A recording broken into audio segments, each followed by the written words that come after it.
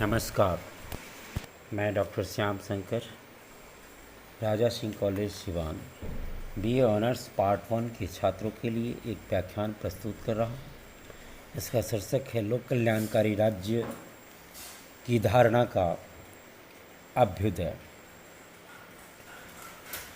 आमतौर पर लोक कल्याणकारी राज्य का तात्पर्य इस बात से लिया जाता है कि ऐसा शासन जिसमें शासन शक्ति का प्रयोग किसी वर्ग विशेष के हित में नहीं बल्कि संपूर्ण जनता के कल्याण के लिए किया जाए, ऐसे शासन को लोक कल्याणकारी राज्य या लोक कल्याणकारी शासन कहा जाता है।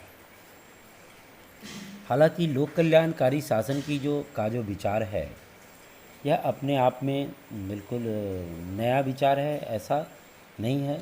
प्राचीन काल में राजतंत्र के ज़माने में भी ऐसा देखा गया है कि आम जनता के कल्याण के लिए राज्यों को या राजा को कार्य करने का सलाह कई विचारकों ने दिया है। जैसा कि वेद व्यास ने महाभारत में कहा कि जो नरेश अपनी प्रजा को पुत्र के समान समझकर उसके चौतरफा विकास के लिए प्रयास नहीं करता वह नरक का भागी होता है। इसी प्रकार की धारणा यूनानी नगर राज्यों में भी थी और प्लेटो और अरस्तु द्वारा राज्य को एक नैतिक संगठन माना गया और उसमें भी राज्य को किसी वर्ग के हित में नहीं बल्कि सभी नागरिकों के हित में कार्य करने की बात कही गई। मध्य युग में हालांकि इस बात पर बहुत ज़्यादा फोकस नहीं है, लेकिन 18वीं सदी में जो कुछ यूरोपीय विद्वान थे जैसे Thomas Paine, Thomas Jefferson, Kant, Green, Bentham, इन लोगों के विचारों में जो लोक कल्याणकारी राज्य की धारणा है उसको हम पाते हैं कि उनके विचारों में ये धारणा है। फिर भी ये लोक कल्याणकारी राज्य की धारणा का जो अभ्युदय है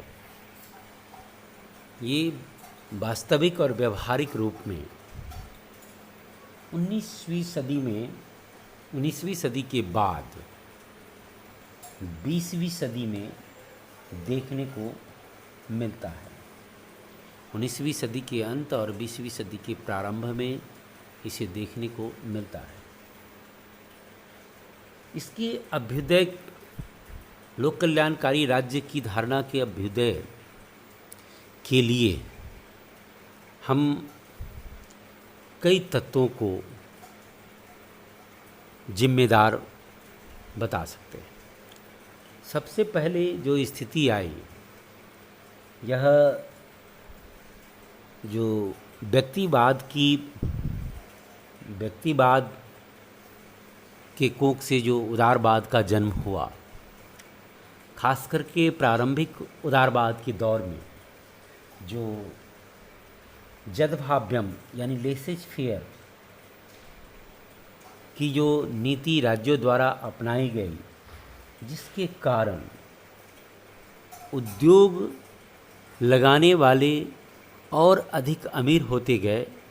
यानी इस जदभाव्यम की नीति में ये नीति मुख्य रूप से थी। जदभाव्यम की नीति का तात्पर्य इस बात से है कि राज्य को कहा गया कि आप आर्थिक क्षेत्रों में और व्यक्ति के कार्यों में कम से कम हस्तक्षेप करें। यानी उद्योग चलाने वाले उद्योगपति मजदूरों को कितना वेतन देंगे, कितना घंटे उनसे काम करवाएंगे,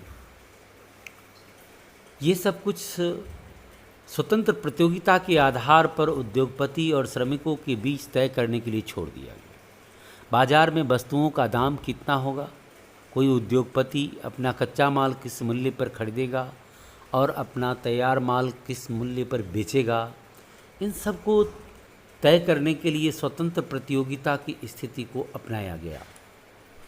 इसके चलते उद्योग लगाने वाले को बहुत फ़ायदा हुआ, क्योंकि कम मूल्य पर वो कच्चा माल खरीदते थे, मज़दूरों को कम वेतन देते थे, ज़्यादा देर तक काम करवाते थे। स्वाभाविक रूप से उनकी आमदनी बढ़ती गई और वो छोटे उद्योगों की जगह और बड़े बड़े उद्योग लगाने लगे। यूरोप में जो औद्योगिक क्रांति हुई, और इस दौर में इसका फिर दूसरा रूप सामने आया कि अब जहाँ 150 मज़दूर काम करते थे वहाँ हज़ारों हज़ार मज़दूर काम करने लगे। लेकिन इन मज़दूरों की जो स्थिति हुई, इनसे ज़्यादा काम ये उद्योगपति कराते थे, उनको कम मजदूरी देते थे, जिसके चलते उनका स्वास्थ्य खराब रहने लगा, जिसके चलते उनको कम मजदूरी मिलती थी। इसके कारण वो अपने बच्चों का, परिवार का भरण पोषण, शिक्षा, चिकित्सा इत्यादि कार्यों को भली भांति अच्छे प्रकार से नहीं कर पाते थे, जिससे उनकी स्थिति काफ़ी दयनीय होती चली गई। उनकी दुर्दशा की ओर अब वहाँ के विचारकों का ध्यान गया, और जिन्हें हम नव उदारवादी भी कहते हैं, या ये जो सकारात्मक उदारवाद का दौर चला, उदारवाद की प्रतिक्रिया में पहले का जो दौर जिसे हम नकारात्मक उदारवाद कहते हैं, जिसमें राज्यों को कहा गया कि वह कम से कम हस्तक्षेप करे आर्थिक मामलों में या व्यक्ति के मामलों में। उसके बाद जो ये मज़दूरों की बुरी स्थिति हुई, आम समाज में जो अक्षम लोग थे उनकी जो बुरी स्थिति हुई, इस ओर लोगों का, विचारकों का ध्यान गया। और अब इन लोगों ने राज्य पर ये जोर डालना शुरू किया कि राज्य को इन मज़दूरों की स्थिति सुधारने के लिए, मज़दूरों की स्थिति में सुधार लाने के लिए प्रयास करना चाहिए, हस्तक्षेप करना चाहिए, कि उनको इतना मजदूरी कम से कम ज़रूर मिले कि वह अपने बच्चों का भरण पोषण ठीक से कर सके, शिक्षा चिकित्सा को सही तरीके से दे सके, उनसे उनके काम के घंटे तय किए जाने चाहिए ताकि उनका स्वास्थ्य जो है वो प्रभावित न हो, वो स्वस्थ जीवन जी सके।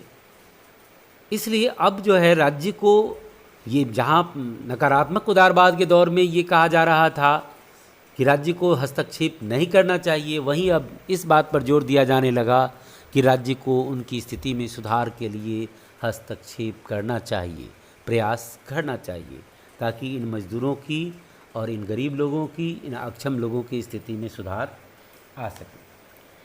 एक दूसरी घटना और घटी इसी समय, ये 19वीं सदी में ही जर्मनी के दार्शनिक कार्ल मार्क्स ने 1848 ईस्वी में साम्यवादी घोषणा पत्र प्रकाशित किया। इस साम्यवादी घोषणा पत्र में मार्क्स ने मजदूरों का आह्वान किया कि समाज में जो ये वर्गीय व्यवस्था है पूंजीपति वर्ग और श्रमिक वर्ग का, जिसमें पूंजीपति वर्ग इन श्रमिकों का शोषण कर रहे हैं, तो उन शोषण के खिलाफ लड़ाई लड़ने के लिए, क्रांति करने के लिए उन्होंने मजदूरों का आह्वान किया और कहा कि दुनिया के मजदूरों एक हो जाओ और तुम संघर्ष करो। तो ये जो मार्क्सवाद का दौर चला, इसने सारी दुनिया में अपना प्रभाव डाला। 1917 ईस्वी में सोवियत संघ में 1917 ईस्वी में रूस में साम्यवादी क्रांति हुई और इस साम्यवादी क्रांति के द्वारा सोवियत संघ की स्थापना हुई। ये एक सफल क्रांति हुई और इसने पश्चिमी देशों को हिला करके रख दिया। और ऐसी स्थिति में ये जो पश्चिमी देशों में जो उदारवादी पूंजीवादी व्यवस्था के जो समर्थक थे, उन लोगों ने अनुभव किया कि यदि हम अपने यहाँ मजदूरों की आर्थिक स्थिति में सुधार के लिए प्रयास न करते हैं तो ये कहीं मार्क्सवाद के प्रभाव में न आ जाए। यानी उदारवादी देशों में लोगों ने ये अनुभव किया कि यदि इन मजदूरों के आर्थिक, शारीरिक, मानसिक और अन्य हितों के लिए काम करना शुरू नहीं किया, उनकी स्थिति में सुधार करने के लिए कार्य करना नहीं शुरू किया, तो संभव है कि ये मार्क्सवाद के विचारों के प्रभाव में आ जाए और साम्यवादी क्रांति से यूरोप को बचाने के लिए भी ऐसा कार्य करने के लिए राज्यों को विवश होना पड़ा जिसमें इन आम जनता, इन श्रमिकों, इन गरीबों के हित के लिए अब कार्य किया जाए। ऐसा अब इनके लिए आवश्यक हो गया। इसके लिए एक और बात भी जिम्मेवार है, खास करके साम्यवादी विचारधारा के ही अंतर्गत ये एक विकासवादी समाजवाद का भी प्रभाव बढ़ा 19वीं और 20वीं सदी में। ये विकासवादी समाजवाद का तात्पर्य इस बात से था कि ये ऐसे समाजवादी लोग थे जो शांतिपूर्ण तरीकों से, संवैधानिक तरीकों से, शिक्षा के माध्यम से समाजवाद के विचारों का प्रसार करते हुए अर्थव्यवस्था को समाजवादी ढंग से संचालित करने के लिए प्रयासरत हुए। यानी वो हिंसा और क्रांति के मार्ग को उन्होंने पसंद नहीं किया और उसकी जगह शांतिपूर्ण तरीकों से समाजवादी व्यवस्था की स्थापना के लिए कार्य करना शुरू किया।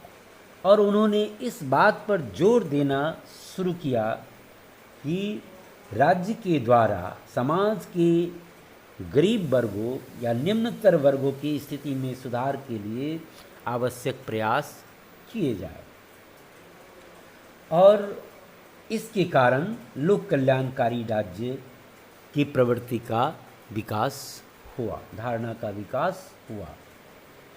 एक कारण इसके लिए और भी जिम्मेवार है कि 18वीं सदी के अंत और 19वीं सदी के शुरुआत में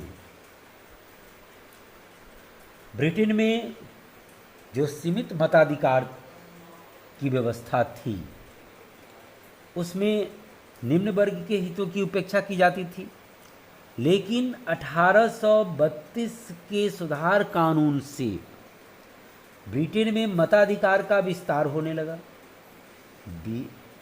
यानी इसको और ज़्यादा लोगों तक मताधिकार का विस्तार किया गया। 20वीं सदी में भारत तथा अन्य जो दुनिया के नवोदित राष्ट्र थे, अन्य दूसरे राष्ट्र थे, उन सभी देशों में मताधिकार का विस्तार किया गया। सार्वभौमिक मताधिकार यानी जो भी वयस्क नागरिक है उन सबको वोट देने का अधिकार का विस्तार हुआ। अब इसके चलते राज्य को अपने बहुसंख्यक वोटरों के स्थिति पर ध्यान देना जरूरी हो गया, क्योंकि अब इनका वोट भी चाहिए। जिनको सत्ता में आना है उनको इन गरीब लोगों के, मजदूर लोगों के का वोट भी चाहिए।